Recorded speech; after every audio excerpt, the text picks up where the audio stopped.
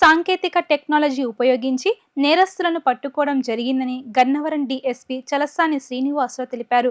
CC footage ఆధారంగా నేరస్తులను విసిన్నపేట మండలం తాతికుంట్ల వద్ద అదుపులోకి తీసుకోవడం జరిగిందని తెలిపారు. నేరస్తులు గతంలో పటమట సబ్ రిజిస్టర్ ఆఫీసులో దొంగతనానికి పాల్పడి నేరస్తులుగా ఉన్నారని ఆయన స్పష్టం చేశారు.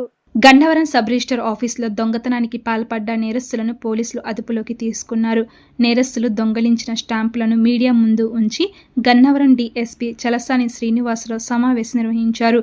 ఈ సందర్భంగా ఆయన మాట్లాడుతూ ఈ నెల 2వ తారీఖు అర్ధరాత్రి గన్నవరం సబ్ రిజిస్టర్ కార్యాలయంలో అద్దాలు పగలకొట్టి దొంగలు లోపలికి చొరపడి 14 లక్షల విలువ గల స్టాంపులు, నోటు బిళ్లలు అపహరించారని అన్నారు.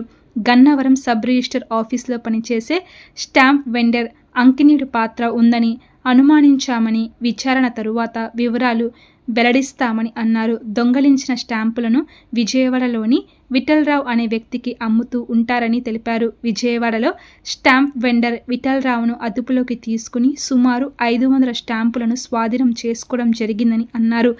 గన్నవరం సబ్ రిజిస్టర్ కార్యాలయంలో దొంగలించబడ్డ స్టాంపులు మొత్తం రికవరీ చేయబడ్డాయని అన్నారు.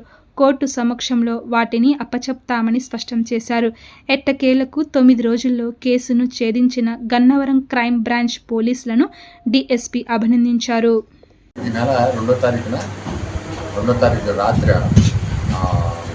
గన్నవరం సబ్ రిజిస్టర్ ఆఫీస్లో లాక్ బ్రేక్ చేసి దొంగతనం జరిగింది.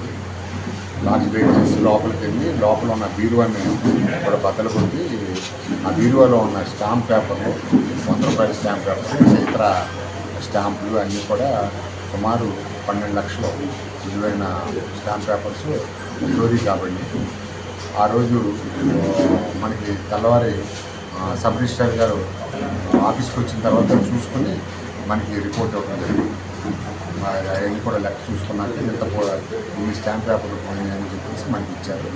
దాని మీద మేము ఇమ్మీడియట్గా దర్యాప్తు ప్రారంభించి గన్నవరం సిఐ గారు, తర్వాత మా జిల్లా ఎస్పీ గారు, మేము అందరం కూడా వాటికి వెళ్తాం, అవన్నీ వెరిఫై చేయడం జరిగింది.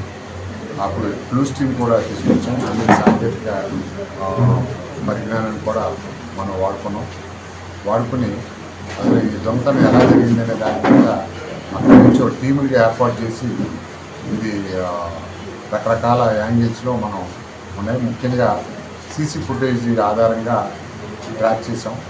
అప్పుడు గుర్తించాం ఒక 2 మోటార్ సైకిల్ మీద 3 వ్యక్తులు రావటం ఆ రోజు రాత్రి సుమారు 12 నిమిషాలకి వచ్చినట్టుగా గుర్తించి ఆ రాత్రిపూట్లో ఉన్న సీసీ కెమెరాల యొక్క క్లారిటీ లేకపోవడం వల్ల వాళ్ళు ట్రాక్ చేసుకుంటా వాళ్ళు ఎక్కడి వరకు వెళ్ళారనే దాని మీద ట్రాక్ చేసుకుంటూ వెళ్ళాం. వాళ్ళు విసనపేట మండలం తాతకొండల విలేజ్ వరకు వెళ్ళినట్లు, అక్కడి నుంచి మళ్ళీ మాకు ట్రాక్ లభించడం, అదే విలేజ్ మీద మేము నిఘా పెట్టి మనకున్న సమాచారం మేరకు నిఘా పెట్టి అక్కడ ఉన్న తర్వాత మనం గన్నవరంలో జరిగిన దాని మీద ఉన్న సాంకేతిక పరిజ్ఞానాన్ని ఉపయోగించి కొంతమంది మనుషుల మీద మాకు అనుమానం వచ్చి మన ఇన్ఫర్మేషన్ పెట్టి వాళ్ళ గురించి చూస్తున్నాం. వాళ్ళు ఈరోజు మాకు ఏదైతే మొన్న దొంగతనం కాబట్టి ఆ పేపర్స్ని మళ్ళీ తీసుకుని విజయవాడ ఒక స్టాంప్ వెండర్ దగ్గర వస్తున్నాడనే సమాచారంతో మనం మార్గమధ్యంలోనే ఆపి వాళ్ళని అరెస్ట్ చేయడానికి ప్రయత్నించాం. దానిలో భాగంగా 3 వ్యక్తులు అదే మనం చేసిన 3 వ్యక్తులు పట్టుకుని వాళ్ళ దగ్గర చోరీ కాబడిన మొత్తం స్టాంప్ పేపర్లో మన గన్నవరంలో ఎన్నైతే చోరీ కాబడినా అన్నీ కూడా వాళ్ళ దగ్గర రికవరీ చేసాం. 3 అరెస్ట్ చేసాం. తర్వాత వాళ్ళు ఎక్కడ అమ్మారా సమాచారం తెలుసుకుని విఠల్ అనే స్టాంప్ వెండర్ దగ్గర వాళ్ళు అమ్ముతారని అతని ఇల్లు, అతని ఆఫీస్ కూడా సెర్చ్ చేశాం.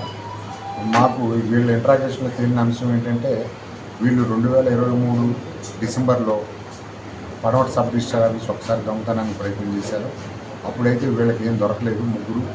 అదే ముగ్గురు మరలా 24 మార్చిలో దొంగతనం చేసి అక్కడ సుమారు 8 లక్షల చిల్లర స్టాంప్ పేపర్స్ని దొంగిలించడం జరిగింది. వాటిని అదే విఠలరావు అనే అతనికి విక్రయించడం జరిగింది. దానిలో భాగంగా మన చర్చిలో విఠలరావు దగ్గర మనకి సుమారుగా ఒక 500